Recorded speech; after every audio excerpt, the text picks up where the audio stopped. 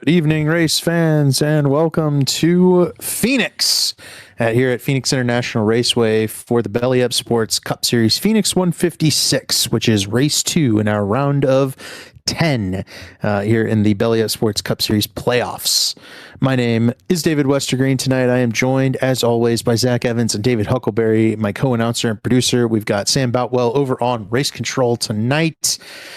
Zach, Phoenix, after what was a bit of a tale of two races last week at Nashville that Blake Reynolds locked into the final four.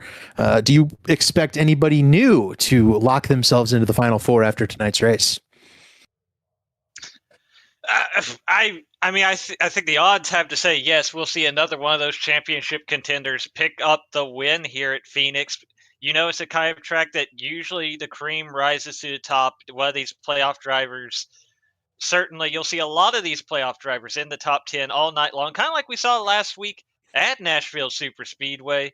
And we'll see if it is one of those drivers 2nd through 10th on the list that can pick up the win. Obviously, a flat track is Phoenix, a lot of braking, a lot of tire wear. Kind of track that a guy down there like Scott Crump is really adept at. You'll see once we get to the qualifying grid, Scott Crump already going to be one of those contenders tonight. But, last week's chaos resulted in quite a few folks having to dig from holes out of the bottom of this playoff grid.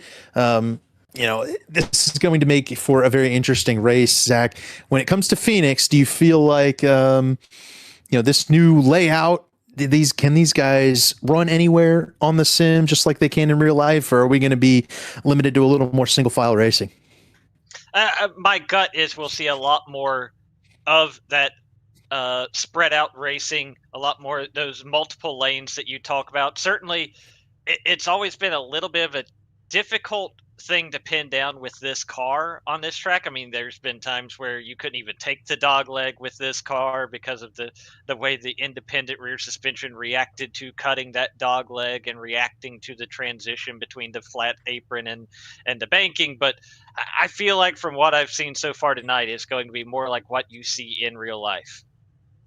Yeah, I'm with you on that. They'll be shifting every corner tonight at Phoenix. But before we get started, let's take a look at the starting grid, including the 4D Racewear Pole Award winner. P1, it's Blake Reynolds, last week's winner, picking up another win. Alongside him is Scott Crump, two-time winner this season.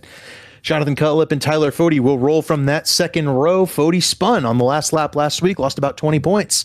Gavin Higgins and Ethan Stanley there in row 3. Stanley's got 4 wins on the season. Row 4 will be Caleb Becumer and Paul Mikulyshik. Becumer's had really strong qualifying runs of late. Let's see if he can turn it into a good result. Ryan Gable and Ethan Burrell make up the top 10. And then Chad Frankenfield and Corey Abbott will make up row 12. As we head back to the 7th row, it is the 2000 Busch Series champion Jeff Green and a former Belly Up Sports Cup Series champion Justin Wadsworth. Johnny Thomas rolling off in the 15th position. He'll be alongside Garrison Hogan in row 8. Gerald Campbell will start from the 17th position. David Tooker qualifying 18th. Ray Bracey lining up in 19th. Rounding out the top 20, Gavin Hibbs, car 95 for Fueled Up Racing. Leighton Norgard rolling off 21st. He'll be alongside another one of those playoff drivers, Matthew Weeks. Seth Rawls qualifying 23rd. Trey Holmes will be P24 in car 23. Frank Fode and Brent Jones here in row 13 for South Shore and the Crummy Electronic Racing Team, respectively. Sean Judson and Dusty Dewar make up row 14. Row 15, it's Mark Robilis and Carlos Acosta there for Do Good Motorsports and the Inca Cola car. Row 16, it's Josh Adams for Shifty Sports and playoff driver for South Shore Racing, the Rookie of the Year, Daniel Gore. Michael Goodman and Jesse Racimus make up row 14 for Do Good Racing and Fueled Up Racing. And then Michael Hosack and Ryan Schuld make up row 18 here. Up back to 36th. Back to 38th, it's Jaden Racimus, the Rookie, and Harrison Talon there in 38th. Zach, the pace car is down pit road. The drivers are rolling towards the restart zone. This long front straightaway here at Phoenix. Well, Ethan Burrell with a couple of tallies. Technically the back. It used to be the front. I'm going to call it the front all night long. But here comes Blake Reynolds heading towards what is now turn 1, or rather turns 3 and 4. He gets the green flag, and we are racing at Phoenix. I'm going to be backwards on it all night long. Let's see if Blake Reynolds can be forwards as they head towards the new turn one here at Phoenix. Lake Norman Chevys, they're paired up on the top lane. Scott Crump, Tyler Fody battling Blake Reynolds into one. And there you see already 3 wide. They're about second. Some guys taking the apron through turns 1 and 2, and that can work, at least on that end of the racetrack. Not an option really over here. You see the wall on corner entry that kind of denies you that opportunity to get down to the apron in turns 3 and 4, but they'll be using all of that flat down the dogleg front stretch. Here comes Scott Crump looking to the outside of Blake Reynolds for the race lead. David Tooker's in the outside wall. Hard contact for Tooker. No caution yet. Another piece of contact between Garrison Hogan and the outside wall. Have to take a look and see what happened to David Tooker, the 19 car, one of our playoff drivers, contacted the wall very significantly in turn 3. Looks like there's significant right front damage to that 19 car. He has fallen all the way back to 37th place after starting up in... Oh gosh, he fell off my scoreboard. 18th for David Tooker, so a brutal start for one of our playoff drivers. He's heading to pit road.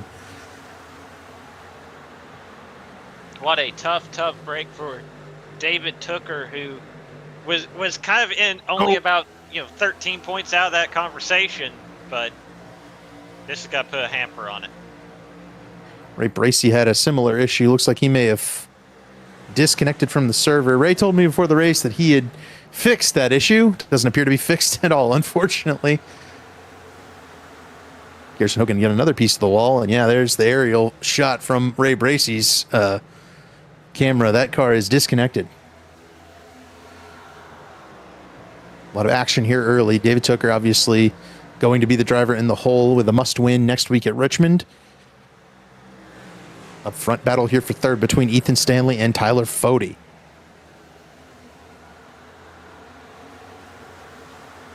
Worth covering, tonight's format was 156 laps here at the Phoenix International Raceway, 5 sets of tires. They'll need as many of them as they can. Tires are going to be the limiting factor tonight. End of lap 65 for the stage. You will not have to pit before that stage. Should have about 90 laps of fuel in these next-gen cars. You mentioned Tyler Fody, of course, now running in that 4th position behind Ethan Stanley. Of course, on Monday night, we got an update to one of those storylines we've been following all season. He picked up the win in the Grand National Series at Dover. That gives him 100 career wins across all of the series here in the Elite Racing Leagues. Still chasing Cup Series win number 25, but he has hit the big 100 across the Elite umbrella now. Yeah, it's an impressive mark for Tyler Fody, and he was hunting it last week. Obviously, wound up spinning out there on the last lap, and has kind of put himself in a bit of a points hole. But the big question for Tyler Fody is, I believe that now that he's hit that mark, he's planning to scale back from full-time racing in this Elite Belly Up Sports Cup Series. As the yellow flag comes out for the first time of the day, lap 8 of 156, it's Brent Jones and Ryan Schultz spun around on the back straightaway. Well, we won't have any suspense about how long we can go caution-free in this one, thank goodness. Yeah, that... Does Brent get a piece of... No? Oh, Brent was expecting Schultz to take the dog leg, I do believe, and he did not. Yep. He did not. Schultz might have even moved up a little bit going towards the dog leg there. See how he's he's not following the lanes down the track. Well, yeah, because he's not taking the dog leg, right. So, tough break. It doesn't look like either car is too horribly damaged.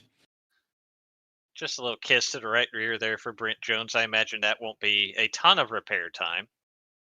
The only thing you worry about with it being specifically that corner is, even if it didn't get into the wheel, does that impact the aero enough to disturb the handling of that 89 car? Ethan Burrell threading the needle there. Does a great job shooting between Brent Jones and Ryan Schultz, the spinning race cars there, but no harm, no foul thus far. Trying to check and see if anybody came down pit road after just 8 laps. We had a few takers. David Tooker back to fix to repair damage. He is 4 laps down at this point. Brent Jones, another one of those cars heading down pit road. Ryan Schultz obviously grabbing some extra repair time. Garrison Hogan, we saw him into the wall a couple of times. He has come down pit road for repairs here. And Sam Boutwell does give the tally to Brent Jones for cutting across Ryan Schold there. While we have a moment here working this caution, should we step away for a quick ad break?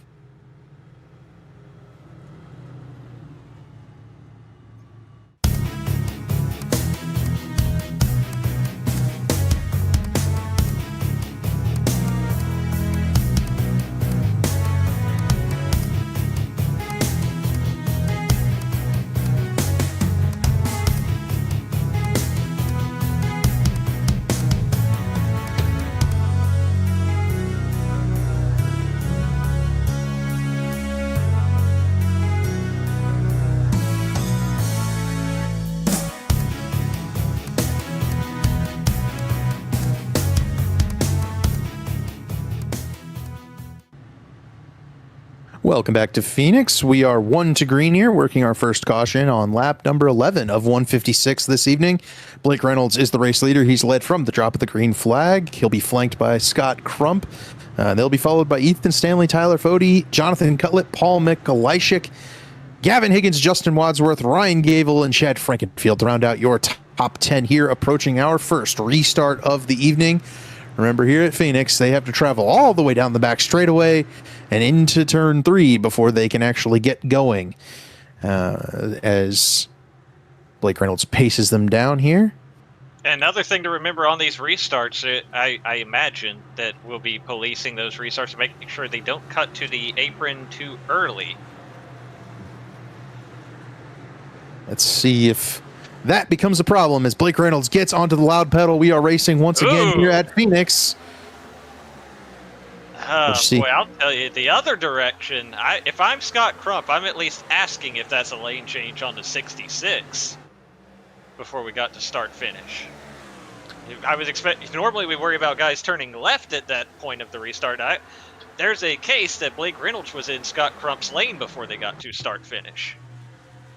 Take a look at the replay here. Reynolds does clear by Ethan Stanley for the lead. Stanley now challenging Reynolds for the lead up front on the live shot. Reynolds goes, and yeah, I mean, he's clearly across the nose of Scott Crump before the start-finish line. We'll see if that is deemed anything by race control Sam Boutwell. Otherwise, Blake Reynolds is about to lose the race lead to Ethan Stanley.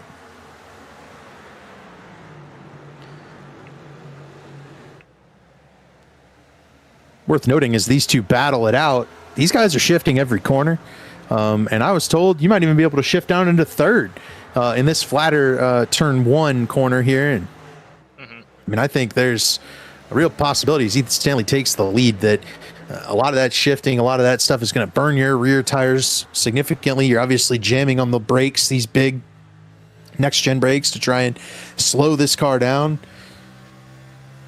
As we're on board with Ethan Stanley, I mean, he's pulling away right now from these leaders behind him. Right now, staying in 5th through 1 and 2, at least according to our telemetry. You might throw it down to 4th if you need to. Yeah, here he goes into 4th, down into 3. That might be the one to give you a little bit of extra horsepower on those corners when you need to make a pass. But if you can probably save it in 5th gear, you're probably doing a little bit better work on your tires if you're able to stay in that higher gear. Let's see if we can't go in there with somebody who's running in a battle right now. Maybe Brian Gable. See what he's doing as well. Gable in 4th here down the front straightaway. I mean, he had stayed in 4th. I think that car he's trying to run this thing at a higher RPM to go after and defend against the guys he's racing with right now. Yep, there you see he takes a look to the inside of Gavin Higgins. I don't think he's going to be able to quite get the nose in there. Yeah, Matthew Weeks is to his left right now. Well, that'll do it as well. I was about to say he's got a dime in this, but I guess no, he just simply had to make room for Matthew Weeks, and that was a battle for 9th. Yep, and tight quarters racing here in this next gen of Phoenix. You have a lot of lanes to go, but there's a lot of cars to fill all of these lanes, and you can see as Ryan Gable jumps to the inside of Gavin Higgins. I mean, there's not a whole lot of real understanding of where that fast lane is going to be. Looks like the outside line is going to be preferred here. Higgins pulls Around Ryan Gable, it'll be Matthew Weeks jumping to the outside to try to get around the 0-1 Hucks machine of Gable. He'll do it. Move Matthew Weeks up to 9th, I believe. That was close there between Matthew Weeks and Gavin Higgins. Weeks is trying to get on the outside of Higgins. He'll do it. Weeks jumps outside of Higgins. He'll move forward. They're 3 wide just behind them, out of frame on the right of your screen. Chad Frankenfield and Gavin Hibbs got side by side. Gerald Campbell jumped to their outside. Oh, Hibbs up the track. Almost hit Frankenfield top right. It's just in front of playoff driver Seth Rawls. Rawls is under fire from Dusty Dewars. So a significant mid-pack battle here from about 7th on back. And this is very easy. Caution. To get your wires crossed, and I bet we're going to see something. Oh, Carlos hit Chad about 10 seconds after the yellow came out. Oh, boy. Mark Robilas got a piece, but it was just Chad until Carlos got a piece of him. I think Trey Holmes might also have a piece of this. Let's take a look here. Oh, Seth Rawls. Yep. Seth Rawls gets it to the left rear. Ugh.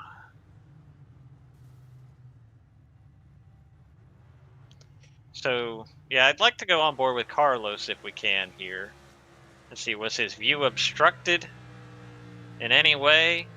I mean, it might be that in the A pillar right here. See that he's slowing down, but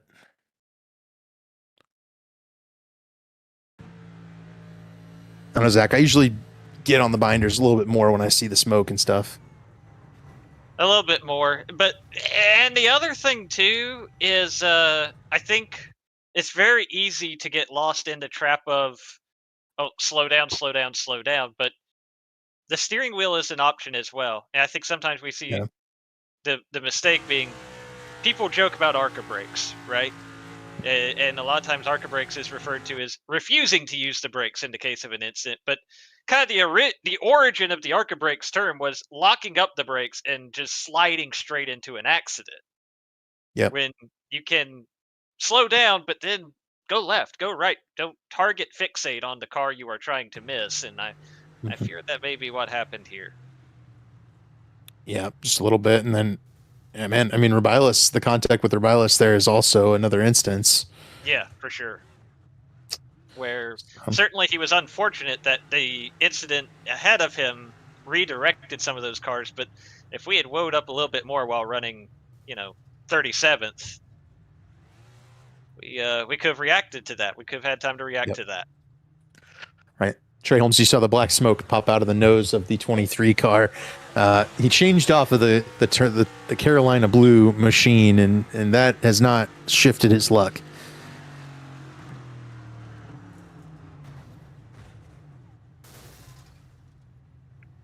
My goodness. Into the pit barrels goes Trey Holmes in this monster, number 23 for Pro Edge Racing. Chad Frankenfield there, still on pit road, fixing the damage. We are 1 to green up front.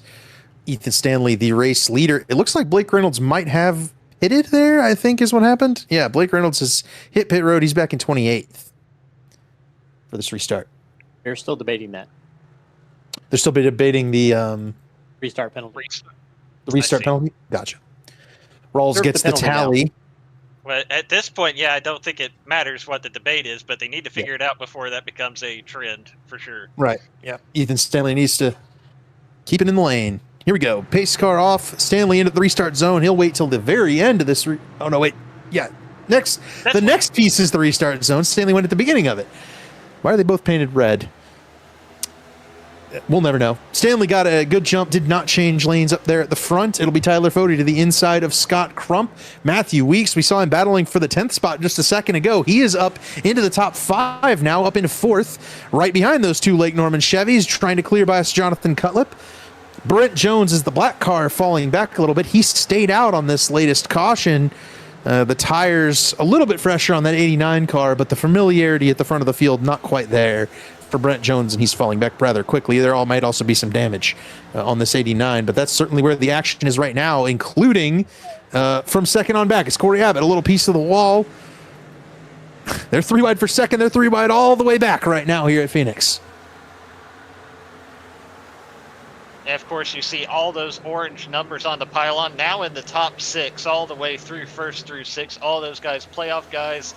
And when you have so many of them up front like this, it means if you're one of those guys trying to get in on points, there's not a lot of way to make up points other than getting in front of these guys, at which point you might as well go for the win, right?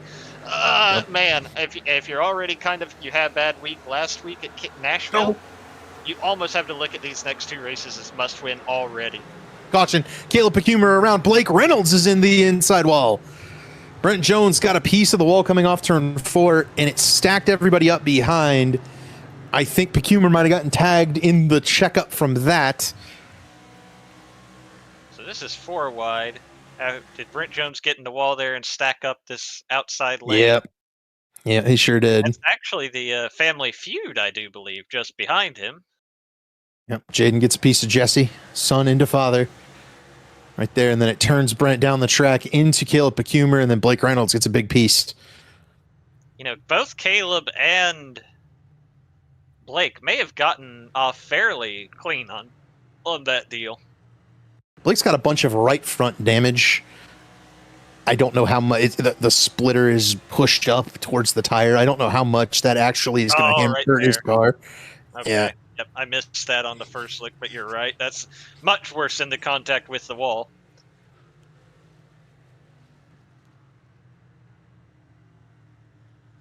That's what you get. Not what you get, but that's like the result of that's what you get. Change lanes on the restart, and now look what happens to you. No, that's what happens when you end up in losing your track position, right? You wind up getting your yourself in more trouble. That's why a lot of these guys have stayed out in spite of a bunch of their competition heading to pit road behind them. You can see on your pylon right now, Jonathan Cutlip has hit pit road to put tires on that 5 car.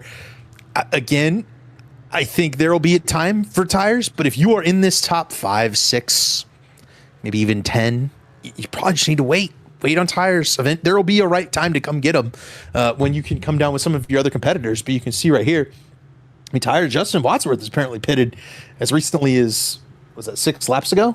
He's up to 5th, but I didn't see him making moves around these guys. Didn't seem like the tires were that much of an advantage, but we'll see.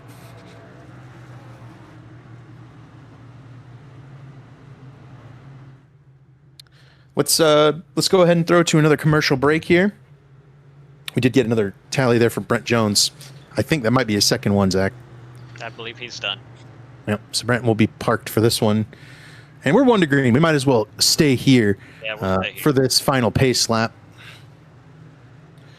Poor Brent. That's a tough one. I don't know that either amount of contact was.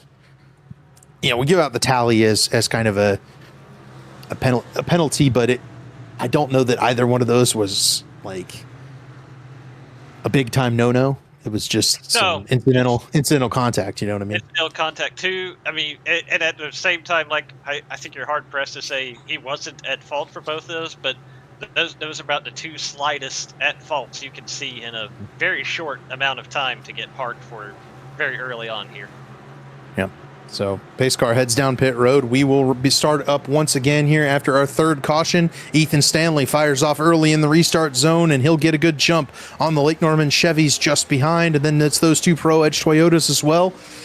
Stanley in that Channel 199 Toyota moves to the lead. The Clean Air, he gets a big jump and gets away, but these guys are ferociously fighting behind 3 wide around Ryan Gable, Gavin Hibbs, and Gavin Higgins. Zach, they're together once again.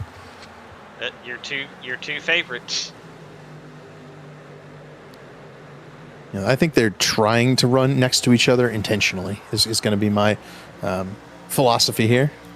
I've been accused of doing that on Thursday nights with somebody with the same last name as me. You and the other Evans. Yes. Oh, that's Ryan Gable out of shape. Good save by Ryan Gable. Gerald Campbell, a little piece of the wall. Jeff Green, I think, is the one who got a piece of Gable there. Jeff Green moves up into the top 10 firmly in that 2 car, but at the cost of Ryan Gable, who starts to fall back a little bit. If I remember correctly, Ryan is one of those guys that hasn't taken tires yet, and I'm sure those tires are very upset now.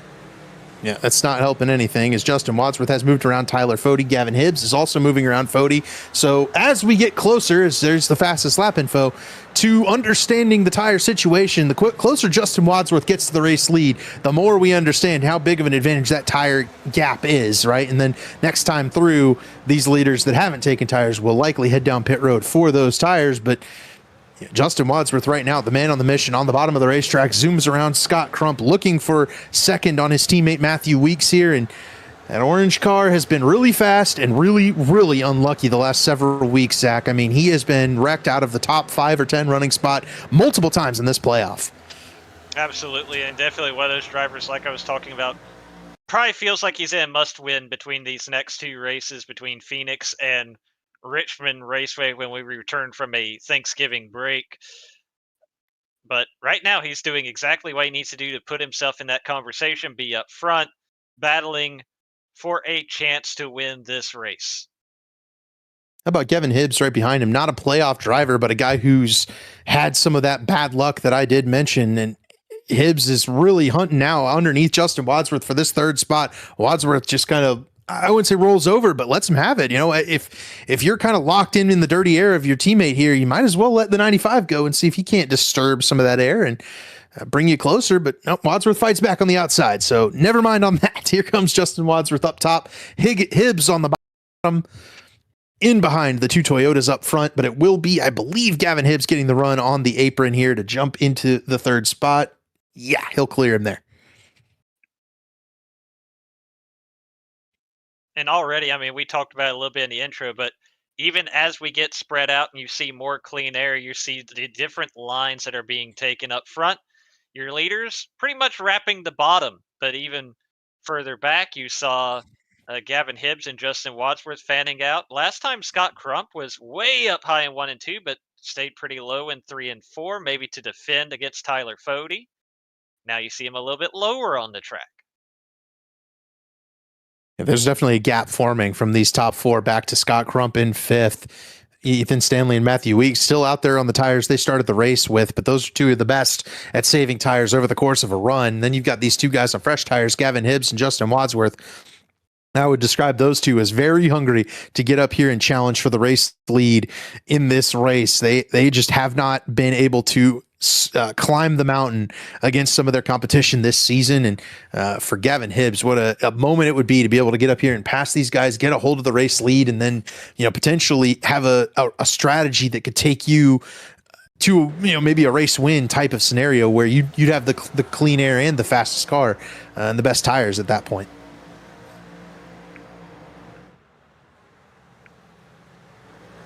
Looking back through the top 10, Tyler Fode's lost a couple of spots to Jeff Green and Gavin Higgins as Hibbs works underneath Matthew Weeks. So we've got light technical difficulties. Yes, Dave is fighting some audio gremlins, but we're going to get that rectified real quick. Apologies here. Up front, it is still Ethan Stanley, Matthew Weeks, Gavin Hibbs, and Justin Wadsworth. Big gap of about a second back to Scott Crump in 5th. Jeff Green now running 6th, the 2000 Busch champ. Gavin Higgins just behind him. Here comes Gavin Hibbs to the inside of Matthew Weeks. Weeks able to hold strong on the outside lane, and he will retain 2nd around that 95 car. But Gavin Hibbs with those fresh tires still looking strong in the fueled up racing entry.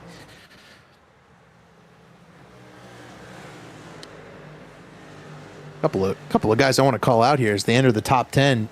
Dusty Dewar just picked up 10th spot going around Paul Mikolajczyk. He's going after his teammate Gerald Campbell right now in that 10th spot. Those 2 do-good Chevys have parlayed the tire strategy quite nicely.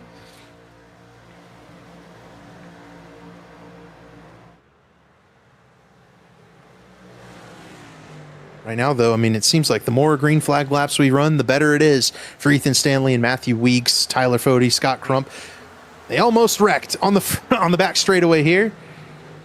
They did save it. Gerald Campbell got a little piece of the wall, came down, almost collected Dusty Dewar and Seth Rawls. This is that group fighting at the back end of the top 10. They're all clustered up behind Scott Crump here. Rawls almost got Dusty again.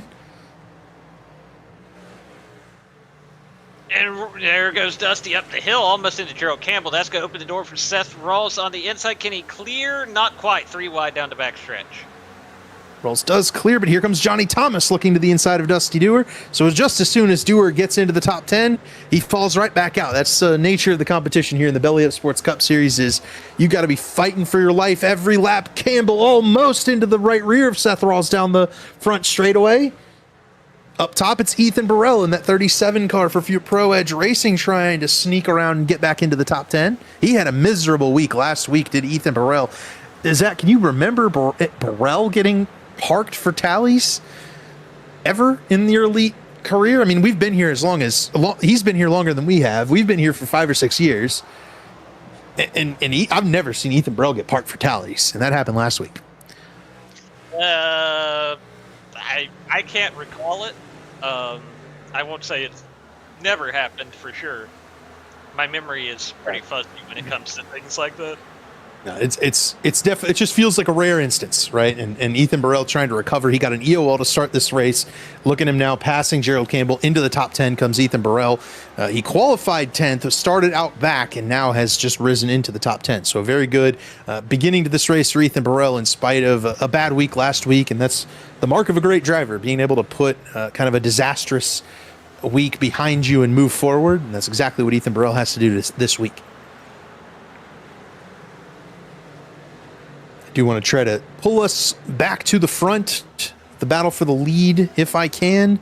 Gavin Hibbs challenging Ethan Stanley. He and Justin Wadsworth have both gotten around Matthew Weeks on those older tires, and Hibbs now challenging Ethan Stanley for the race lead with that fresh rubber. It's about 30 laps, the gap between their two sets of tires. Of course, there are a couple of heat cycles of cautions in there on Ethan Stanley's tires, but still, I think this advantage for Gavin Hibbs and Justin Wadsworth is going to overtake Ethan Stanley before too long. There you see Gavin Hibbs, Justin Wadsworth on the 26-lap old tires, and of course, with no pit stop for Ethan Stanley, those 4 good years have been on there from the start, and we are closing in on the 50th lap of this race. Ethan Stanley's going to fight very hard to retain this race lead in spite of his tire disadvantage. He is looking for the stage win, is Ethan Stanley, and that will be very important to his championship hopes. But here comes Gavin Hibbs looking to the outside of Ethan Stanley. Stanley holds him off for now. Hibbs tries to get a run down this front straightaway. Dive underneath Stanley going into turn 3. He will do so. Here comes the 95 up the track into the door of Ethan Stanley, and Justin Wadsworth drives on through. And a big moment there as Wadsworth grabs the race lead with 15 laps to go in the stage. And now it'll be interesting to see how those older tires do with a little bit of dirty air for Ethan Stanley. But if there's anybody who's going to make this work, I mean, we've seen him manage older tires on our road courses where he is so dominant. And obviously this is not a road course, but a lot of those principles apply, the heavy braking, the shifting. He's not going to feel too far from home at a place like Phoenix. No, and that was evidenced by him having the race lead for a majority of the first 50 laps of this event, and the only reason he's lost it thus far is a little bit of contact and some tire differences here. But now Matthew Weeks to his outside, Gavin Hibbs just clear past Stanley, and now Weeks able to take advantage as well.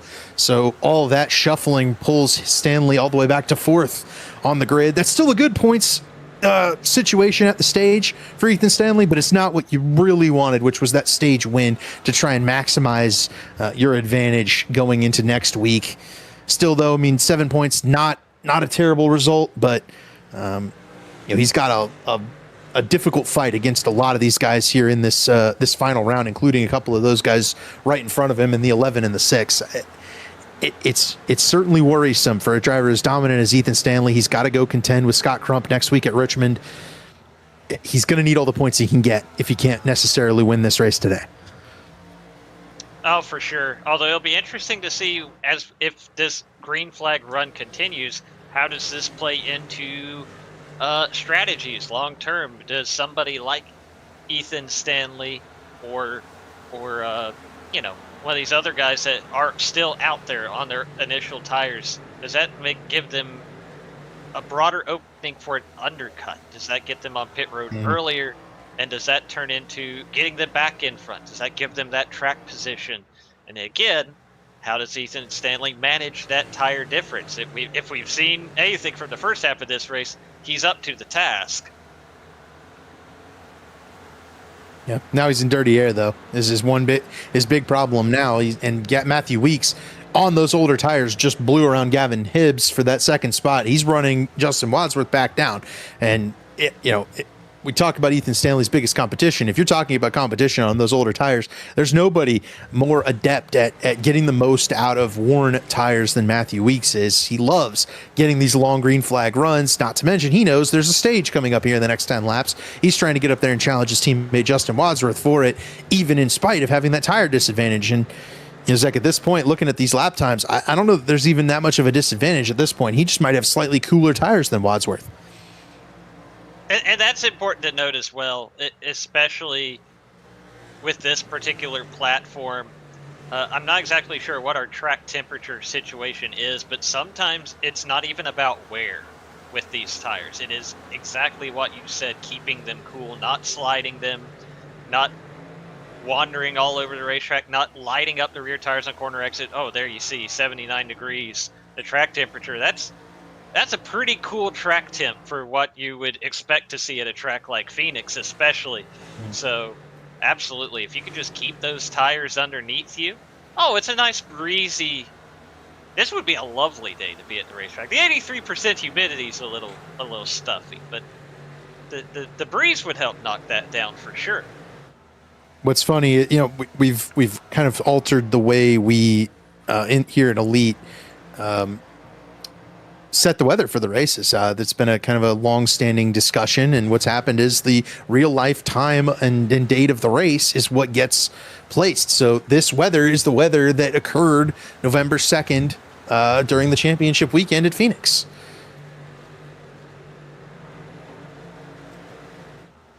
That's what we have right now. So that's how the weather was determined. Tyler Fode fighting for his life here in the top 10 on those older tires. We did get a tally from lap 53, Paul Mikulaishik getting one for causing severe damage. We did not get word on who that might have involved. I'm looking back to see if anybody's multiple laps down with damage that I would have not seen. I don't see anybody.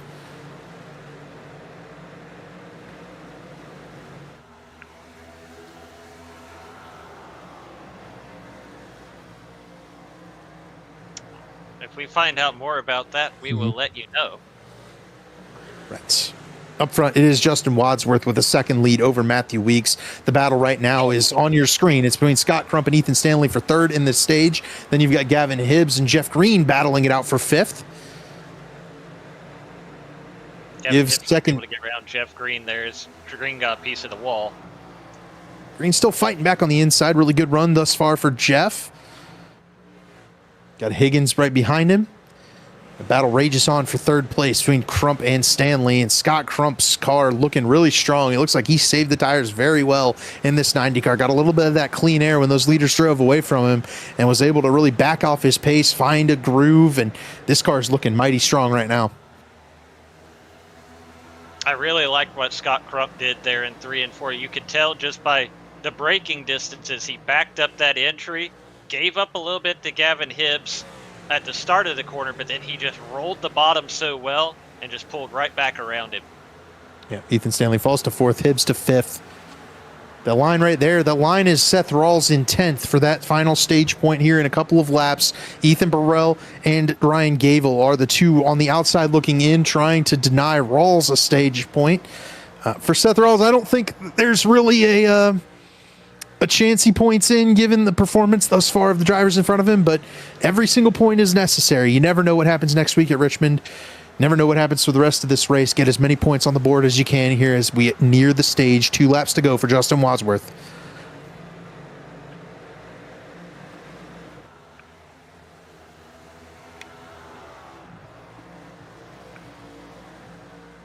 .8 of a second for Wadsworth. Back to Matthew Weeks. Scott Crump into third.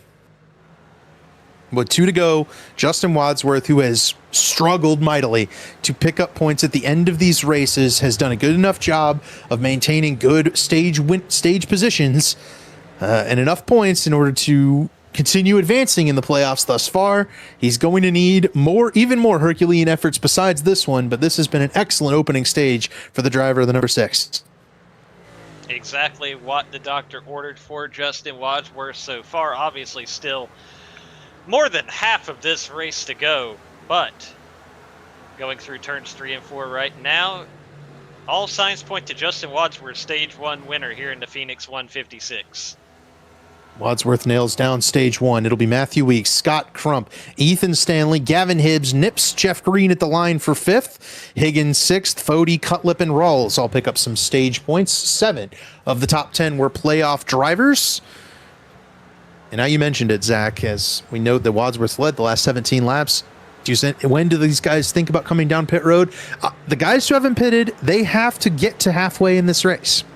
Yes. You have to believe that there's a one stop remaining for everybody in the field. So once that window opens up, which should be around lap 80, that's when I think these guys can head down pit road, right? Ethan Stanley, Tyler Fody, Scott Crump. They're not really hemorrhaging time, though. They've been able to maintain since the first 15 or 20 laps of this run, basically exactly where they were. I think they'll just come down pit road when the fuel tank's empty. Barring a yellow, of course. Right. That'd be my guess. Obviously, halfway would be lap 78, so 10 laps from that point right now. I have to imagine with the cautions we've seen. Oh, Fody into Higgins. Tell you, I've raced around the old 20 car there. He don't give way. He's very much one of those short track guys. He's going to put it on your door, pinch you down, race you really hard. That's both a blessing and a curse for Gavin Higgins, but if you know who's underneath you, Tyler Fody he'll give you the door right back. Oh, absolutely. 2 guys that don't mind a good, close, tight quarters racing. We saw some of that on Monday night. Tyler Fody battling with Blake Reynolds for that win at Dover in the Grand National Series. Oh! Gavin Higgins tried to get underneath Ethan Stanley and got booted by Jonathan Cutlip. Oh. You saw some wiggle there on corner exit, and that's the kind of thing, again, going back to that tire temperature conversation, even that slight wiggle can be enough to upset those rear tires for a lap or two, and then you have to try to settle in and get them cooled off. But, I mean, you can see this Hornet's Nest. That's a lot easier said than done. Oh, okay, that was pit entry for Johnny Thomas. I saw the tire smoke, but I guess that was just lock up, ensuring he was down under pit road speed limit. Knowing Johnny Thomas, Zach, I think the pit window to make it to the end is open. You could probably make it on fuel from here, I'd have to imagine. Johnny Thomas wouldn't have pitted if that were not the case, so he's going to be the earliest of those undercutters. He wants to see what damage he can do with those fresh tires right out of the gate here. Yeah, Ethan Stanley falling back mightily right now. There's hemorrhaging positions in the 91 car at the moment. Stanley probably needs to hit the apron and get to pit road as soon as possible. If you can make it to the end from here, might as well try. Yeah, here comes Ethan Stanley right now, down pit road. I mean, you read that one like a book, and this is the tricky part with this pit entry. You see it there with Ethan Stanley. I think a lot of times we're trained to get down to pit road speed by the time you see those yellow sand barrels that Trey Holmes got into early on, but you can see those yellow cones, and that white line is actually where pit road speed limits start, so you can be a little bit more aggressive than even you realize on pit entry here. Right, so Ethan Stanley heading down this long pit road on this back straightaway. You'll see the leaders flash by. He will go at least 1, if not 2 laps down. I'm looking back. Johnny Thomas is 1 lap down, but he is not that far out in front of race leader Justin Wadsworth at the moment. So you will go almost 2 laps down here at Phoenix under a green flag pit cycle. We'll see where Ethan Stanley comes out as we follow along with Justin Wadsworth, the race leader. Looking back, a couple of guys come down pit road. Looks like Ryan Gable is headed to pit road. Maybe not. Gerald Campbell is headed to pit road. And that's one thing that's definitely sketchy for these guys that are pitting early, right? It's got to be a really wide pit window here. Is at Gerald retired. Yep. Okay, 10-4. Race over, 31. It's got to be a really wide pit window, especially there's probably got to be at least one of these guys that has pitted under the last caution that is going to run it dry. they might not be pitting for another 25, 35 laps. And you're just going to be holding on for dear life, hoping you don't get trapped a lap or two down as a result of that during this run. Mm-hmm. And the danger, of course, for Ethan Stanley and Johnny Thomas right now is if that caution comes out before any of these guys don't pit, right, you will have to take the wave around to get back on the lead lap. That's the number one way to get back on the lead lap. You can't sit one lap down and hope you get the lucky dog. You have to try and get back on the lead lap immediately. Mm-hmm. And that means you're going to be, let's say the race had one more caution, then it went green the rest of the way. Well, those guys would have to would have to run the final stint on the same tires that they just came out of pit road on. So they would already be at a disadvantage and be trying to come back through the field from the very back of the field. It would not be a good situation. It would not be a good situation. You're a lot more likely to, again, find yourself off the lead lap than actually make any forward progress at that point. Right. So big time danger for Ethan Stanley. Johnny Thomas, obviously a guy who could take the risk. He's mostly here for fun, trying to, maybe nail down a cool pit strategy that works in his favor. But Ethan Stanley trying to get into the championship 4, the risk is significantly more for driver 91 there in the channel 199 entry as we follow along. Ethan Burrell starting to lose some positions here. He lost one to Seth Rawls, lost one to Josh Adams and Garrison Hogan. Paul Mikulajczyk headed to the inside as well. Burrell hemorrhaging spots. Here comes Tyler Fode back underneath Gavin Hibbs up front. This battle rages on, about 5 seconds behind Justin Wadsworth. Looking at ahead of these two front runners right here, Tyler Fode hunts after Gavin Hibbs. How about the job by Scott Crump and Matthew Weeks to keep the tires on those two cars? These two are just as fast as Justin Wadsworth right now with 30 lap tire differential behind him. In fact, I think Scott Crump might even be the fastest car on the track right now. And you touched on it before the race. If it's not Richmond, right? It's not the home track benefit for Scott Crump, but if you had to pick a guy that was going to excel at a track like Phoenix, rather, it would be Scott Crump, and he is definitely flexing his muscle late in this run as we look at the "what have you done for me lately?" the fastest lap. The last time around the track, obviously those guys who have pitted are high up on that leaderboard, but then you see Scott Crump, fastest of the old tires, it appears. And that undercut's going to work for Ethan Stanley. He's going to be in the race lead, but those guys will eat him up after the undercut ceases. The bet for Stanley is that it'll plateau for him, right? He'll be able to save the tires a little bit better this time. It'll plateau for him, much like it has for Scott Crump and Matthew Weeks, and he'll be able to stay in this top 3 or 4 for the final run of the race. Tyler Fode has come down pit road, I believe. Oh, maybe not. I think he has. He's fallen off my board. Yeah, Burrell's on pit road. Fode's back in 10th. Something happened to Fode last lap. Go back and look.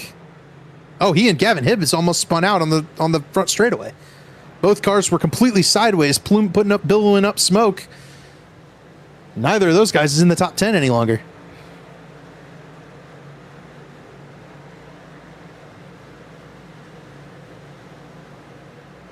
So big incident out of 4th and 5th for Tyler Fode and Gavin Hibbs. Fode is still yet to come to pit road to replace the tires on that 40 car. See if we can't get a look at the replay here. It's going to be in that transition, a lot like that incident with Brent Jones earlier in the race.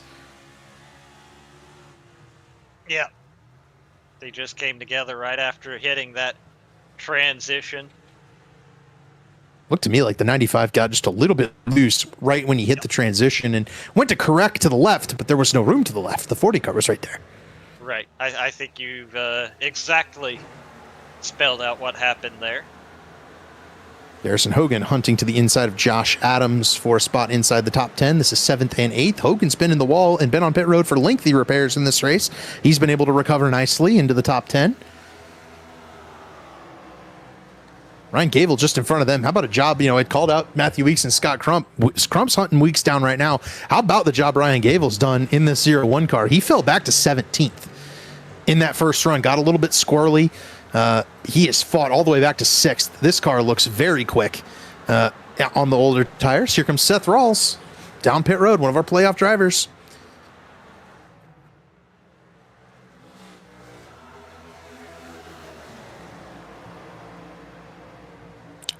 When do the rest of this field come down pit road?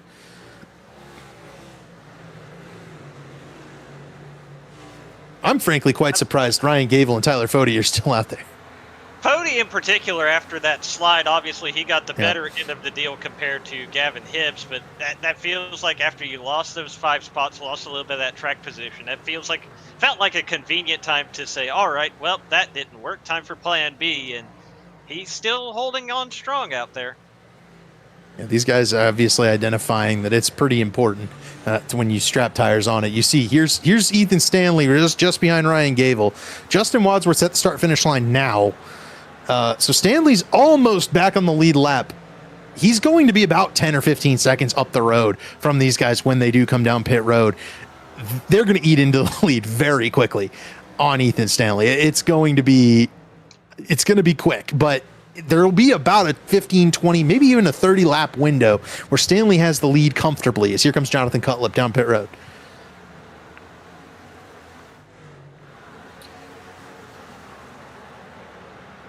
Jonathan Cutlip.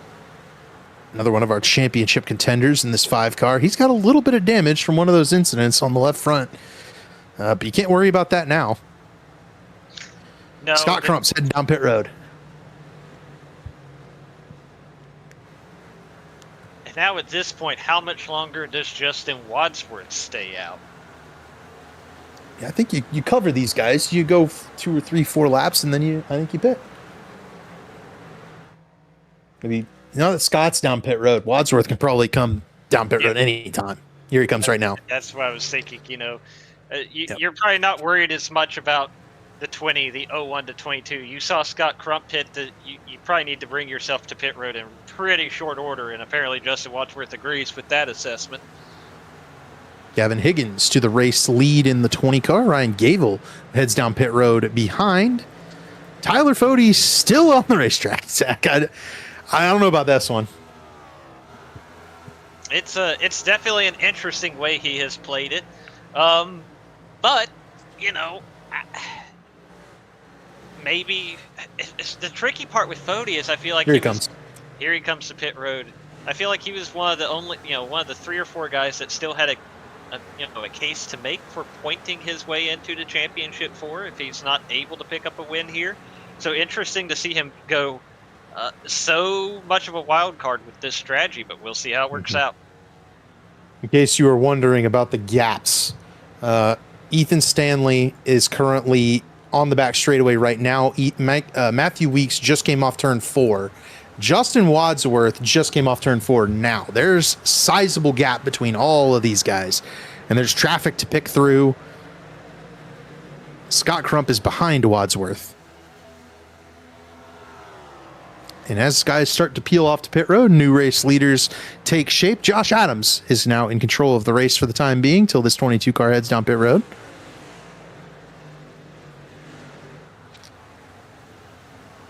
There's Ethan Stanley onto your leaderboard now, so he has weathered the storm. No yellow flag has come out to trap him 1 lap down. He will remain on the lead lap.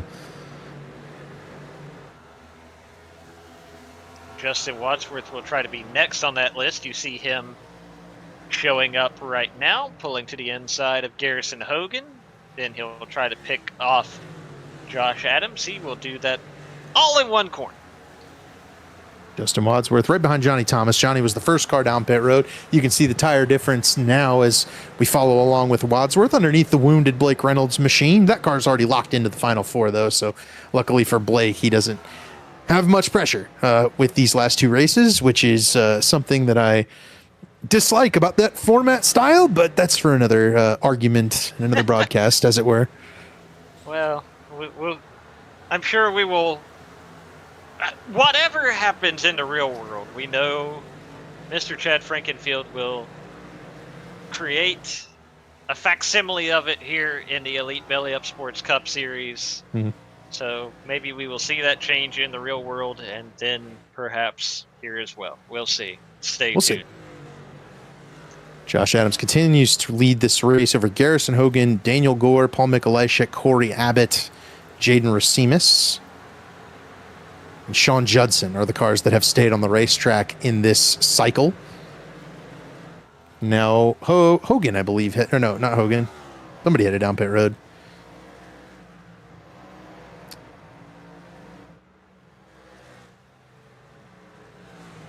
Can't tell who it was. One of the guys I just said headed down pit road. You can see there's the gap from Wadsworth back to Crump, and then we've also been able to keep an eye on that gap up towards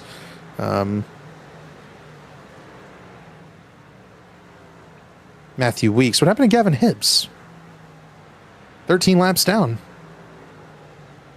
You get a speeding penalty? I don't know. This car had damage, but I mean, he had damage from the Tyler Fode incident. Trying to see what happened to Gavin Hibbs here, but I don't see anything. Other than the incident with Tyler Fode. Did he speed?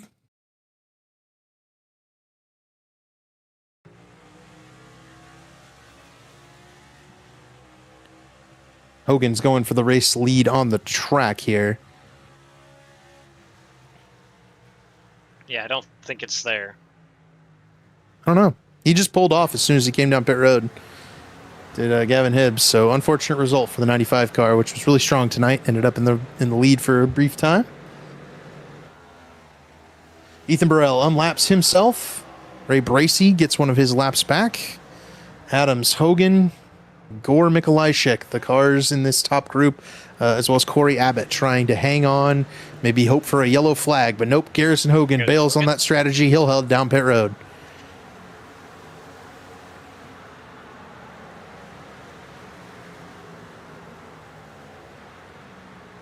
I know Daniel Gore's staying out here trying to lead a lap, grab one of those extra points. He got here late, did not get much practice to Daniel Gore. Currently running second, having a reasonable run, but it's quite clear this car doesn't have the same pace it's had a couple of other times this season when he's been up front contending for the race wins. Certainly going, like you say, doesn't have that pace tonight. Qualified 32nd, trying to, a little bit of a Hail Mary here to try and salvage a good outing. Which is, hey, that's sometimes part of the game too, if you follow the leader, you will always follow the leader. So do something different, see what happens. That's right. Speaking of following the leader, as Corey Abbott heads down pit road, Matthew Weeks has bypassed Ethan Stanley on the racetrack for 6th. Just behind Stanley, you'll note, is Justin Wadsworth. So the 11 now moves into the de facto race lead. Those 4 on your screen, not including that orange and black car of Jesse Racines, would be your top 4 once these final drivers do hit pit road. And this will be your battle for the win when it's all said and done, as Wadsworth starts to challenge Ethan Stanley for it's 7th on the track, but it will be 2nd in the race.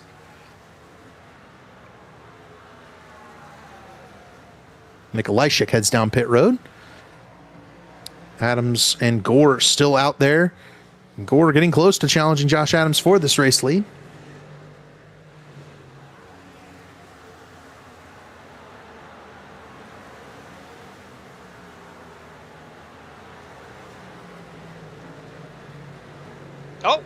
Oh, Adams blinking in and out. Could have been bad. One thing I'm seeing here as we get further and further into this run, at one point we were seeing those fresh tires easily get around these guys that are still out. Fode took a lap or 2 before he got around Daniel Gore. Right. He's got a lot harder time getting around a car he can't see. Yeah. Not to mention a driver there in Josh Adams that has had previous on-track issues with Tyler Fode. Adams lets him go here. Oh, Jeff Green into the back of Daniel Gore. Just a little bit. These two guys are running the same line, but Gore on significantly older tires than the 2000 Busch Series champ. Gore tries to let Green go underneath, and Green did not get the message. Now gives Gore a little bump draft in the middle of the corner, and here comes Daniel Gore for the race lead. Underneath Josh Adams goes Gore. Jeff Green trying to follow them through. Daniel Gore works the bottom. Now it'll be 3 wide for the lead. Here comes Gore for the lead. Green to get this lap back on. Or get back on the lead lap, rather. Michael Hosack also will try to get back on the lead lap. Daniel Gore will take the race lead over and lead a lap there. That's a bonus point, I believe.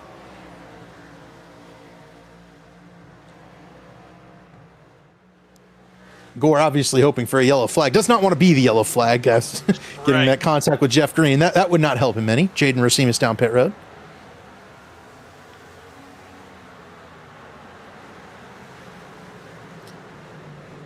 Tell you, Zach, how long is too long for Daniel Gore, for Josh Adams, right? It's a good call, but I think at this point you've made your bed. How long is how much fuel does the gas Well, tank have? Because if you get the caution before he gets on pit road, anytime, it's not gonna happen. Yep. So that would, because at this point the run's gone on so long, probably all those guys behind you were gonna have to pit for tires anyway. So you'd be able to restart out front. It was still very much. If you get that timely caution, it's still going to work out for you, and it just did not happen in time for Daniel Gore. And I have to imagine that means we're running out of sand in the hourglass for these other, really at this point, just Josh Adams, who is now on pit road. There it goes. So the field cycle's about a 30-lap green flag pit cycle without wrecking anybody, which I would commend them for. I think that's good work. And right here will be the pass for the race lead. Matthew Weeks will take it over, I believe, for the first time today. Matthew Weeks will grab the race lead, but he is in control right now. He has just a couple lap older tires than Justin Wadsworth. Wadsworth has been eating into the gap ever so slightly of Matthew Weeks, but you can see right there, he has not yet led a lap, and he did not have a particularly good qualifying effort. How very Matt Kenseth of Matthew Weeks here tonight. Just steady.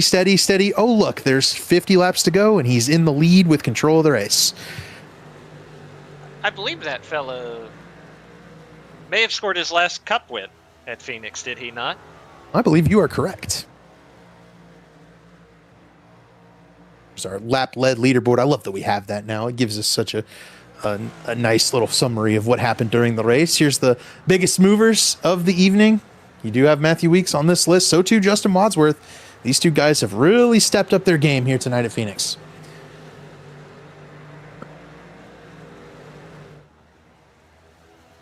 They've stepped up their game from subpar qualifying efforts by their standards.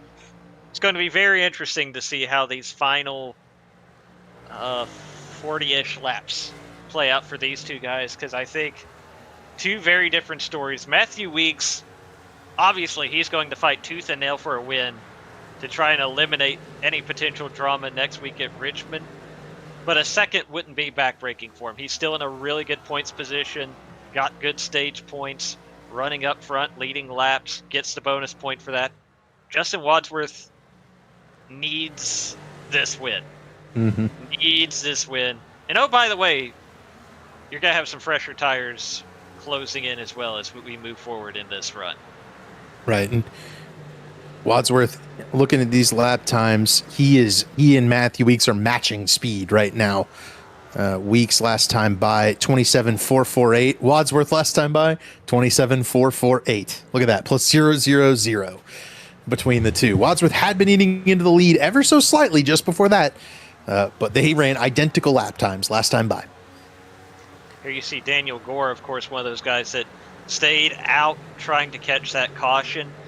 Now, just as important, this will get him on the lead lap if he can get around Matthew Weeks here. And then again, then you start having the conversation. If we do get a caution, you much would rather be on the lead lap than trying to get a wave around or anything like that. Gives you a second wind if that caution does come out, if you're Daniel Gore or Josh Adams here. If the caution came out now, Gore could stay on the racetrack and inherit the lead, because everybody else would come down and get fresh tires. But Gore's got 5 laps on his tires. I mean, that's a bit, but that would even out over the course of the rest of the race probably. And knowing this group, you'd probably get a couple of caution flags in there, even tires, even the cycles out a little bit. So for Josh Adams and Daniel Gore, they've now moved back onto the lead lap. Obviously, they won't drive through the field to win the race, but they have like you said, a second life here, but they're also in a spot where they're going to be picking up positions, right? 21st and 22nd, they won't finish there. They're going to be moving forward through the field around guys whom, they pitted much later than.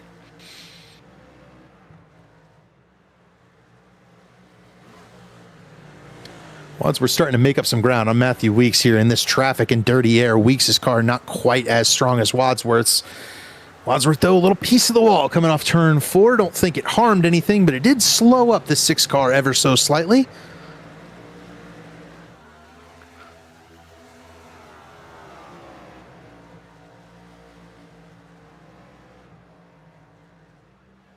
Weeks underneath Blake Reynolds. A miserable race for Reynolds after that incident. It'll put him 1 lap down.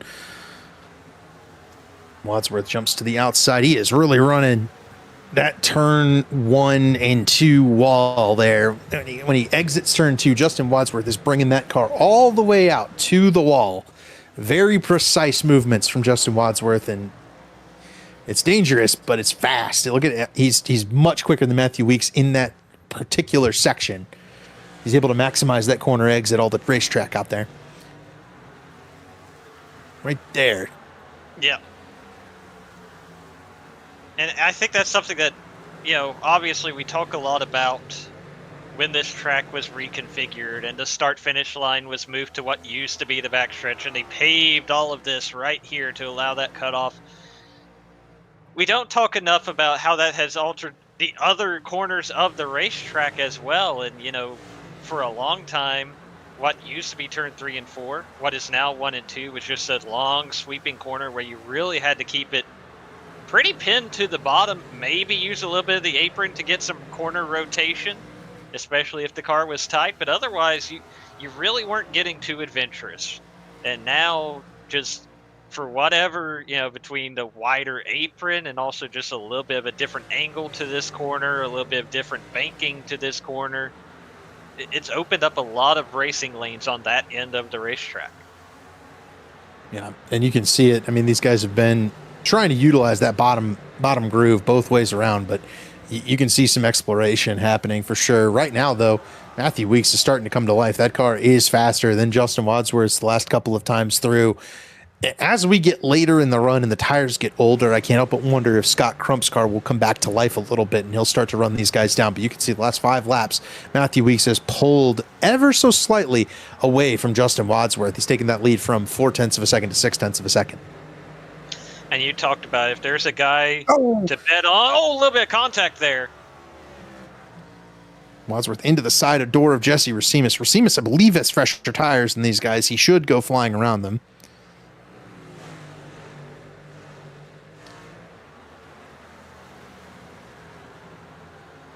Racimus backs off, does not go charging after Matthew Weeks. He'll try the outside lane here in turn 3 and 4.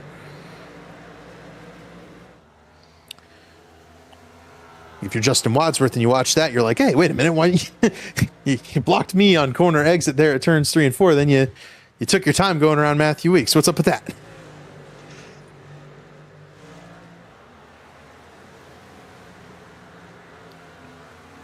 Ultimately worked out, though. I think Wadsworth is going to end up being a little bit quicker last lap and this lap than Weeks, and he might cut that deficit back down. 30 laps to go here. Look back here into the top. What is this, 8th? This is 8th. Yes, that's Garrison Hogan looking to the outside of Ethan Burrell. And then you saw Tyler Fode working on Seth Rawls a little bit ago. Garrison Hogan has gone around both Rawls and Fode. Tyler Fode just has not been able to maximize that green flag pit stop. It seems like that car was better on the older tires.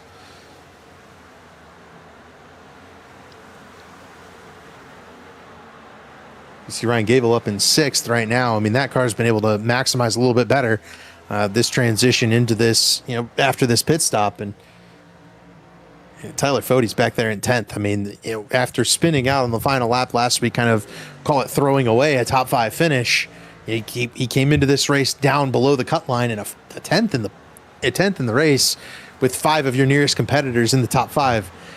That's going to make it tough for him to point in next week. It might put Tyler Fode in a must-win situation going into Richmond. Which is going to be funny because I'm sure mathematically it will not look like that. It'll probably still be, somewhere in the neighborhood of 20, 25 points. But, when we talk about, I mean, you saw this in the real world, round of 8 as well. It's going to be very similar, if not even more critical here. These guys that you're battling against for those 4 championship spots are going to run up front. They're going to earn points. It's going to be so hard to make up even the smallest margins against those guys and try and point your way into the championship 4. That anything more than, I think, 10 or 15 points, you really have to go into Richmond thinking you have to win. Yeah.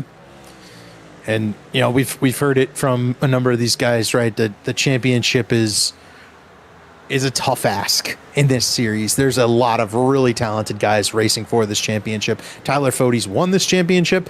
So too has Matthew Weeks up here in the race lead. Justin Wadsworth in second. Blake Reynolds won it last year. He'll be trying to defend it. These guys have worked hard and understood what it takes to get to the championship race.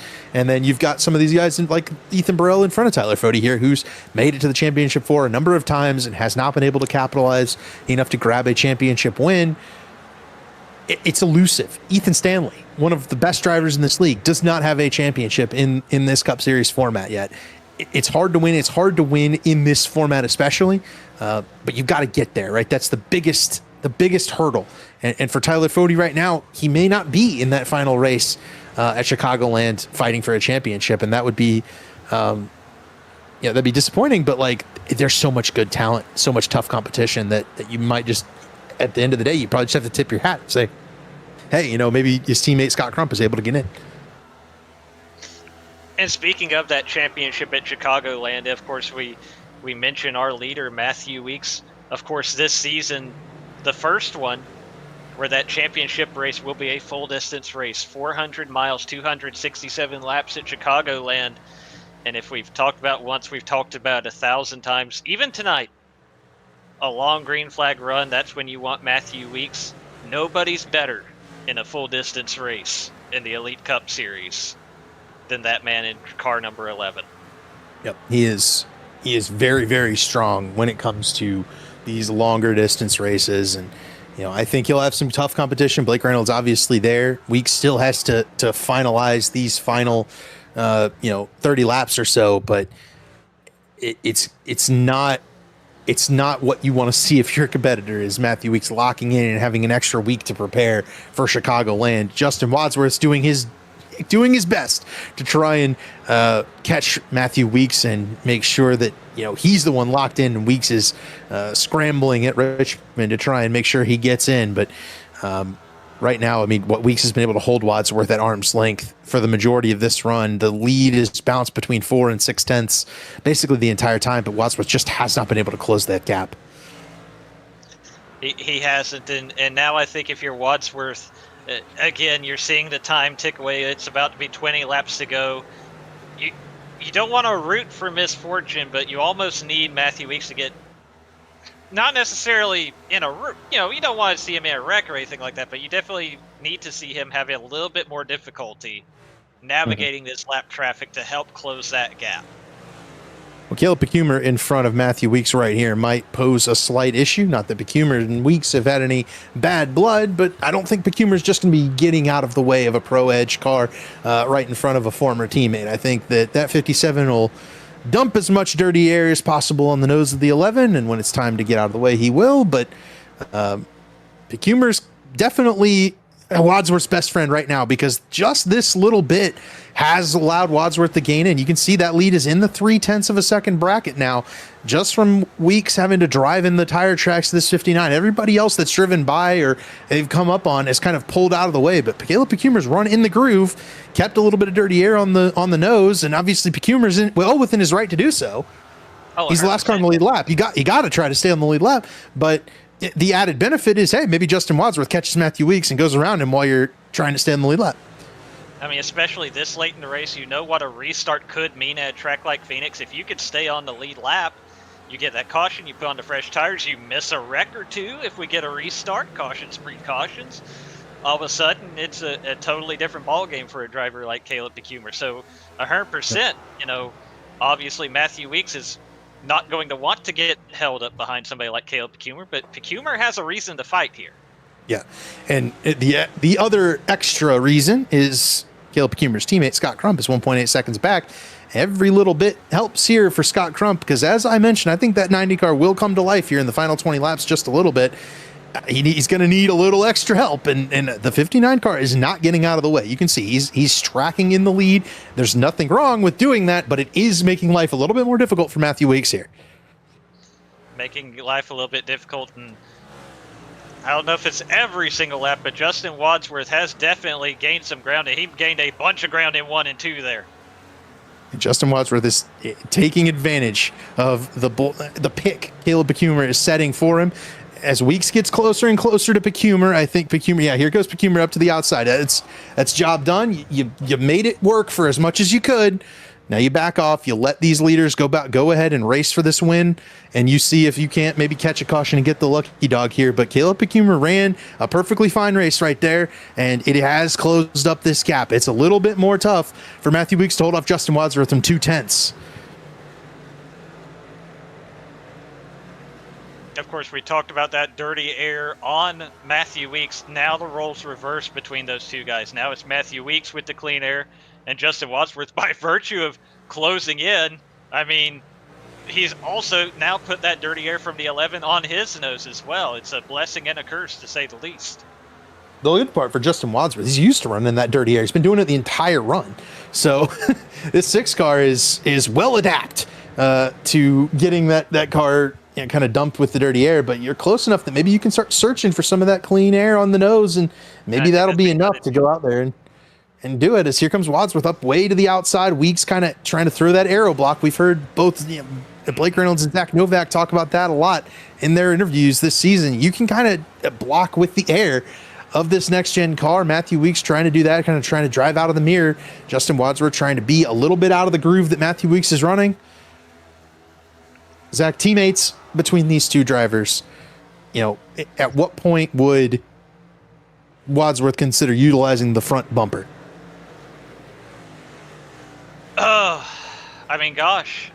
Again, as he gets a little piece of the wall there, potentially.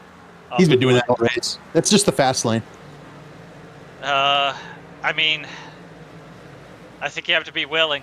I think you have to know, especially, not that Matthew Weeks is, I don't think anybody would call him the dirtiest racer here by any means, or even maybe the most aggressive. Certainly not. Right. But, if the roles were reversed, he would put the bumper to you in that situation. I think that's what you got to do in this playoff format.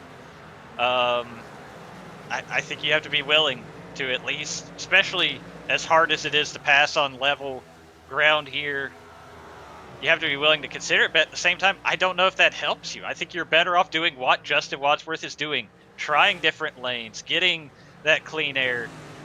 I think you have to go into every corner trying to run a different lane. And if you just end up that you guess wrong and end up behind the guy and you get a run into the corner, then maybe you don't check up as much as you should. Right. Yeah. Don't look now.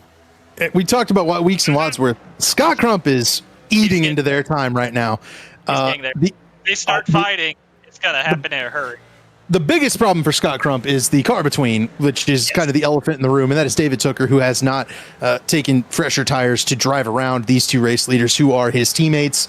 That is effectively a blocker there for Scott Crump, 100%, to try and fend him off. That car is much faster than these two race leaders right now. You can see 27.8, 27.7.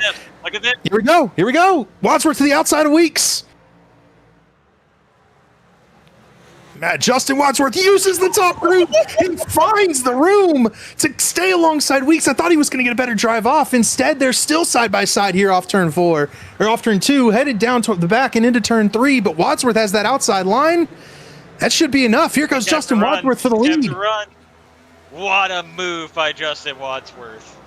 I think he snuck up on Matthew Weeks a little bit. I think you and I we're thinking along the same lines that Weeks was, where Weeks was thinking I could just kind of stay in front of him until late in the race when he's got to be a little bit too aggressive. And Wadsworth just got a really good run off of turn 4 and didn't really go all the way onto the flat. And that gave him a big run on Weeks. And he got alongside and was able to jump way to the outside lane. and that was enough to open the door and allow Matthew Wadsworth to bypass Matthew Weeks. The 2024 B champ clears past Weeks into the lead, and he is pulled away already, 0.4 of a second. Weeks is falling into the clutches of Scott Crump. Yeah, absolutely. That battle for second is not over. And of course, if you talk about Justin Wadsworth, a similar story during that 2024 B season. It took him until the penultimate race of that season just to win a race, to win at Kentucky and punch his ticket into the championship four when he delivered at Richmond. And now, how special would it be for him to race in the championship four, what would basically be a home race for him at Chicagoland? Yeah, and that's super, super awesome. I'll tell you, as Ethan Stanley hits pit road, that is disastrous. We thought he was hitting pit road with the window open. He's 5 laps short. A horrible break for Ethan Stanley. Looks like he might have also gotten some damage in an on-track incident. Maybe a flat tire. Yeah, Stanley running a little bit too hard, burns the right front tire off of that 91 car, and he has to hit pit road.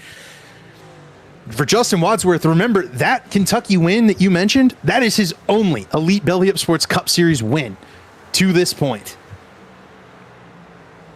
which is mind-blowing. This guy's been super quick just about everywhere we've gone. Won a number of races in the other series here in Elite. Just a crazy fact that Justin Wadsworth's only win is that win that locked him into the championship for a race. And now here he is trying to do that again. Battle is for second between Matthew Weeks and Scott Crump. These two do not like each other at all.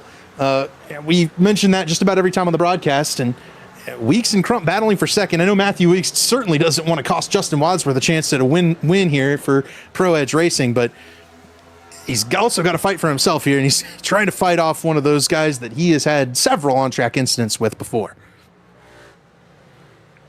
Oh, Rawls has a flat tire. There may be more flat tires coming up here on the closing laps of this race. Not good for Seth Rawls, 2 of our playoff drivers with flat tires in the late stages.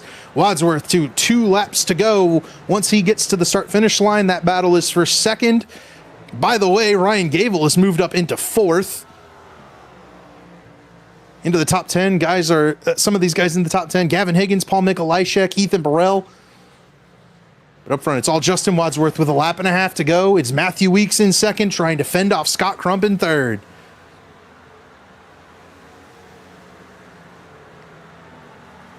Looks like there's just enough of a gap now for Weeks and Crump. Or for Weeks in front of Crump here. White flag out for Justin Wadsworth. He walked off at Kentucky several years ago, stayed out on old tires and was able to make those last for 2 more laps to grab a clutch win and get into the Final Four, where he won a championship in that 2024 B season. He has not won a race since until now. Justin Wadsworth in the number 6 Pro Edge Racing Toyota wins the race. Jeff Green was stopped on the track in front. Oh my gosh. And Justin Wadsworth, no calamity, able to capture the win. Let's see if Ryan Gable can get through the carnage and finish 4th. He will do so, I believe. Green has pulled away. Michael Goodman and Jeff Green might have gotten together. Justin Wadsworth, we'll have to ask Wadsworth what happened there after the race, what he saw coming off turn 4. That might have been heart-wrenching for one of the nicest guys in the sport. Let's take a look at what happened on the last lap. Yeah, I'm sure right about here he's thinking, boy, it'd be cool if I finished beside the 7 car crossing the line so that we could all joke about it like the kids do these days. And then right about here he's getting a call, wrecking turn 4. And there is Jeff Green. Oh. You can see, I believe this is Josh Adams, maybe? Yeah, slow.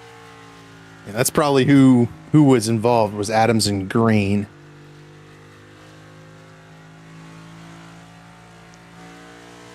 Oh, he's Ethan's. Up that incident. Ethan Stanley and Josh Adams got together avoiding Jeff Green. Huh. I gotta go and figure out what happened to Jeff Green also. Let's see, Jeff. Justin Wadsworth celebrating. Yeah, very deserved celebration. Jeff got a boot from a Leighton Norgard. Ah! And then overcorrected back up into the wall. Yep. Ethan Stanley and Josh Adams got together. There were 3 cars wrecking coming off turn 4 for Justin Wadsworth.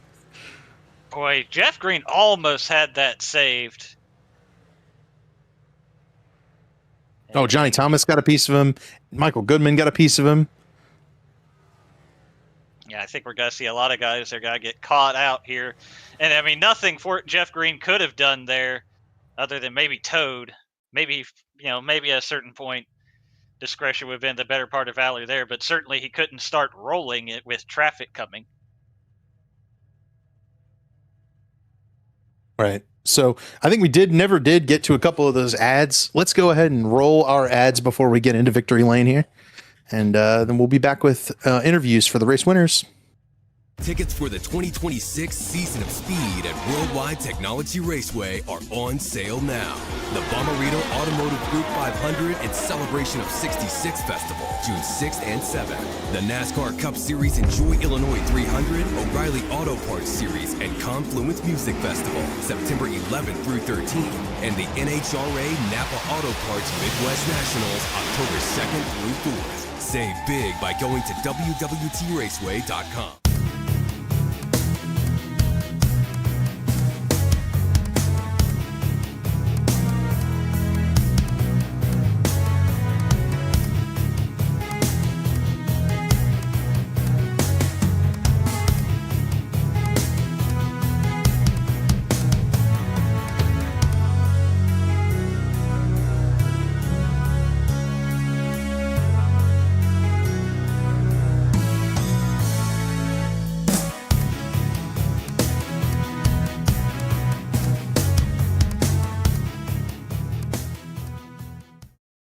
Now let's hear about Blue Egg Marketing. Rev up your business with Blue Egg, your marketing pick-me. Turbocharge your lead generation with experienced drivers that can navigate the competitive track to connecting with your customers. With Blue Egg, you're always in the pole position, leading your brand toward victory lane. Don't spin your wheels, accelerate success with Blue Egg, fueling small businesses to win big. Welcome back to the Phoenix 156 with the podium results and interviews here. And we've got Scott Crump in the booth with us, I believe. Scott, you there? Yeah, I'm here. Yeah, it looked like, Scott, you had a real good shot at the race win tonight, but you came up just short. Still, it's a really good points day for you and the team. Take me through that last run and what you maybe could have done a little bit differently, because you looked like you started gaining on those guys with about 10 laps to go, but you just couldn't get by any of them. Yeah, definitely probably should have pitted about 10 laps earlier. And yeah, I was super fast like the last 20, 30 laps. I was probably one of the fastest on the field. I was getting them there at the end, and then Weeks took my line away right there at the end. Couldn't get around him, and I knew I had to get around him quick and didn't. Justin was able to pull away. So, yeah, all in all, solid night, but not what we needed after getting wrecked last week. No, for sure. Obviously, the incident last week, even with the good run tonight, you're looks like unofficially 22 points behind Weeks as far as the guys that need to point in. I feel like you almost have to look at Richmond as a must-win, even with the potential for short track chaos. Do you feel the same way, or do you think there's still a chance to maybe get one of those 1 or 2 point spots to get into the championship for? Oh no, I'm definitely gonna have to win in. Yeah, I think Weeks and Fody are gonna be the ones.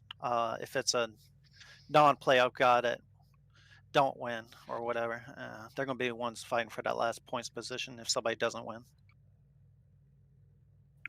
Yeah, Scott, and obviously with that next race being Richmond, how do you feel going into that? Obviously, really quick here, not too dissimilar from this racetrack to Richmond. But last time we were at Richmond, you put an absolute stomping on the field. So, any similarities from then to now you can take, or is it going to be square one for you trying to grab that advantage that you can get next week or in 2 weeks? I'm not sure yet. I got to get on the track. I know they had a rescan there, so I don't know if they changed much or what at all. So, but I mean, I'll figure it out by then. So definitely gonna be strong there, and hopefully we can stay green like we did here tonight. And before we let you go, Scott, who do you have to thank on this third place finish tonight? Stay Tuned Sports Podcast on Car, Blue Egg Marketing, JD Designs, Tyler Fody and Lake Norman Motorsports. Ryan Cable was in there. Frank was in there. Caleb. All the guys, they ran real strong tonight. Y'all up on the booth. Like to go back and watch. Should be a good race. Chad putting on the leg. Grandfather watching. Yeah. Shout out to Justin for winning, even though he wrecked me last week. But hopefully we can make up for it next week at Richmond. Sounds good, Scott. Good luck. I think it's actually 2 weeks. We got Thanksgiving off, but we'll see you in 2 weeks for Richmond, and hopefully we're talking to you again, just like we did last time we were there. All right, sounds good. Scott Crump will grab runner-up finisher Matthew Weeks and talk to him. And Matthew, it was looking like you were going to be in victory lane there, coming down to the wire, and looked like Justin Wadsworth just made a really good move on you. Take me through that last run and what maybe you could have done differently to hold the 6 car back. I probably could have took care of my tires a little more. I drove kind of hard after the green flag stop. I didn't want to be a lap down just in case the caution come out. And then I was trying to get in front of Stanley because I know he pitted earlier, and then I knew Wadsworth had a couple laps after me. So I was just trying to build the gap. So I think me driving hard, probably the first 20 laps, just killed the right front. My right front was at 20% at the end of the race, so that thing was gone. Certainly had a chance there. Still, you come away with the second place finish, and it looks like you'll be first of the rest right now, leader of the points, actually tied for the points lead, even with Jonathan Cutlip. So looking at Richmond next week, is that a track where you're going to be able to rely on those points to your advantage, or do you think you have to really consider going for the win next week? I don't know. Really, I'll have to look and see how it all goes out. I mean, at this point of the playoffs, it's like you want to go out there and win anyway. And last time we went to Richmond in the that final race in the round, we ended up winning the thing. So who knows what could happen? But the track has changed. I don't know what it's going to be like. I have not driven this Cup car at the new updated Richmond, so I look forward to it. It's one of my favorite short tracks. I know, but Wadsworth winning, I mean, Pro Edge won too, but him, I think he was below the cut, and him winning kind of mixed it up pretty big. So I don't know the points now. I just wish I won, man. We were right there. We're getting closer. Yeah, and Zach talked about it. So Matthew, any shout outs here for us before we send you off tonight? Obviously a good night for you, but just one spot short. My buddy Justin Vandermeer, he's on vacation heading to Vegas right now to watch the F1 race this weekend. And shout out to him. Paints all my beautiful schemes. Send him up at JV Designs on Twitter. Betty watching over there in Washington, always cheering on the Pro Edge guys. Appreciate it. Field up guys. Congrats on Wadsworth for getting that win. We had a good battle for it, and after that first pitch, after that last caution, we went green, and I stayed out, and we were up there, and we pulled away. I was like, I knew it was going to be a race between us, and I'm glad one of us got it. And then I think a couple of the fueled up guys, showed up tonight, and shout out to them. It sucks. Trey's had some bad luck too, and you guys in the booth, Chad that runs the league, and all the sponsors, man. Tonight was a good race, and that was fun. So shout out to all the drivers as well. Gotcha. Well, we appreciate it, Matthew. Congrats on P2, and we'll see you next week, or 2 weeks at Richmond, I'm sure. Oh, yeah. I hope so. Now let's grab... Oh, man. If I can get him. Oh, I put him in the wrong booth. Oh, it's going bad. There we go. We got him. Race winner, Justin Wadsworth. We did it, boys. I'm back. That's right, dude. Justin... You've won 2 races in this series, and they have both been at the most important time in the season. As we approach the championship round, take me through that pass on Matthew Weeks coming down to the line, because that was an awesome work with about 10 laps to go. Thanks, man. Yeah, I mean, honestly, dude, when it comes playoff time, it's time to friggin' go, dude. I kind of lock in a little bit more, and to be honest, I kind of thought my season was chalked after last week. I didn't really practice for this race. I'm like, we'll just go out there and have some fun. And maybe I need to start doing that more often, because it turned out about as good as it could. And then racing Weeks there, I mean, he's such a stand-up guy to race around, at least, every time I've been around him.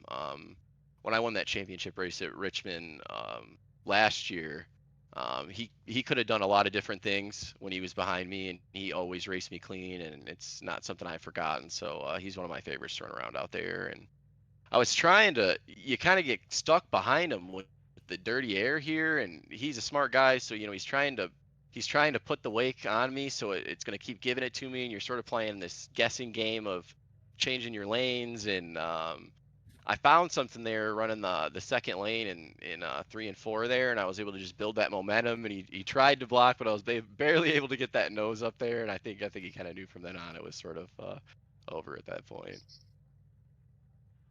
Now, obviously, you get around Matthew Weeks, you're out front, you're stretching the gap, everything's looking good for you. You go through turns 3 and 4, and there's a wrecked car on the exit of turn 4 as you're heading towards start finish. Was that a heart in the throat moment for you? Honestly, no, not really, just because we were already on the last lap. If that would have been a lap earlier, though, I would have been like screaming for Jeff to get out of the way. Because like as you when you feel like you got it locked in. I mean, we all watch NASCAR, Denny Hamlin. You know what I mean? You feel like you've got it, and you're just waiting for something to ruin it, right? Some crash to happen right at the end and kind of throw it all out the window. And luckily, we were able to bring it home tonight. And I think I'm probably, I'd say my strengths are the long runs, and we don't always get a lot of those. So tonight it was really nice to get really long runs because I'm always fast on old tires, and just like at Richmond I was talking about earlier. And it's hard because you don't really find that time to shine with all the work you do saving them, and it was cool that it really paid off tonight. Well, Justin, much like last time we talked to you in Victory Lane, this now presents an awfully interesting scenario where you're heading to, guess where, Chicagoland, to potentially go and try to capture your second Belly Up Sports Cup Series championship. Take me through the process going forward here and how you feel like you'll be able to stack up against, obviously, Blake going for his second championship as well, and then whoever else gets to make it in from behind you among all these really talented guys. Well, first of all, man, those boys better be ready because I'm going to be. Chicagoland's one of my favorite tracks, as you know, David. That was the first track I used to go to as a kid. It's actually where I got my first win in Elite in the ARCA series with Chicagoland. So it's kind of got a special place for me. So yeah, man, I'm going to put in the work and be ready to go for the championship. And, it's every man for themselves when we get there, right? Every man for himself, indeed. But before we start preparing for that, of course, we got to wrap up tonight, and we can't wrap up tonight without getting those thank you, shout outs, sponsor plugs from you as the winner tonight. Who you got, Justin? Well, this will be a long one tonight just because it's not often I can get up here. So my fiance Jill, she came in here screaming because she was watching the race in the bedroom. So that's always so cool. My dad, I don't know if you guys realize, but he actually bought iRacing and buys the tracks every week with me, just so that he can kind of crew chief for me. We can kind of talk personally without Discord, because that's what we used to do when I first started running independent. But it's always been a really cool father-son thing that we do together, and I know he's really enjoyed it, and I know I have, and I got my mom watching from home, all my buddies. Can't thank all of them guys enough. I mean, like I was talking to Daniel earlier, it's always great to be congratulated after you win these things or do really well, but it's always the moments that really go the other way. I remember at Kansas a few weeks ago, I don't know that I've ever been so mad at this damn game, and when they reach out to you or are there for you then, I think that means even more. So it's so cool I get to celebrate with them now. Shout out to Pro Edge. Like I already mentioned weeks earlier, I love battling with him, but the whole team really, Ethan, Trey, Tooker, they're all awesome guys. And then lastly, I want to thank the sponsor. They don't, pick me as their driver or anything like that, but as you guys know, I run for a charity every season now, and then whatever I end up winning at the end of the season, I just go ahead and donate that, and I'm fortunate enough that my work will match the donation. So it's going to be Best Friends League. It's they promote no-kill shelters and adopting pets so that every pet has a home. We had 3 dogs at home. I've always been an animal lover. Have pets since I was a kid. And the cool thing is now that I'm in the championship, I'm actually sponsoring it with Best Friends League, and we're going to do the charity race afterwards. So super excited for that. Awesome, Justin. Well, congrats on the win. Have a beer for us, and hopefully we'll talk to you in 3 weeks' time at Chicagoland after championship number 2, man. Good luck out there. We'll see you then. All right, thanks guys so much. You guys do such a great job, and I'll have a beer for each of you tonight. Heck yeah. Justin Wadsworth, race winner, win number 2 in the Elite Belly Up Sports Cup Series. Awesome stuff, man. Congrats. All right, thanks guys. And that'll do it from Phoenix. You guys have had the race results on the screen. I don't know that we need to go through them all, but Zach, any final thoughts here from Phoenix before we wrap it up and head off to Thanksgiving break? Well, Justin Wadsworth made a really interesting point there. We talked about how unfortunate it was for those guys to see Jeff Green wrecked on the last lap, but he's absolutely right. If that wreck happens a lap earlier, we could be having a very different conversation, or we may not even be having a conversation at all yet. We may be heading into a tip 3 at a green-white checkered to figure out who is moving on. Ultimately, it is Justin Wadsworth, and I mean, you heard it. The homework begins for him, and I've got to go out on a limb and say he'll probably sneak onto the rig a little bit during the Thanksgiving break. If I had to guess, he's going to have a couple of weeks to start preparing for that big finale at Chicagoland. And boy, I obviously we already know Blake Reynolds is going to be one to watch there. He won last week, but don't count out Justin Wadsworth in that race at one of his favorite tracks. Yeah, I think Wadsworth instantly becomes one of your championship favorites. He's been running so well. And like we had mentioned during the race, the results just hadn't quite been there. But he snuck into this round at Talladega and then, able to sneak home a win here at Phoenix. That's awesome for Justin Wadsworth. We will see you guys in 2 weeks from Richmond, where we will continue this Belly Up Sports Cup Series playoffs. Tune in then for all of us here at the Elite Racing Network. Have a good night.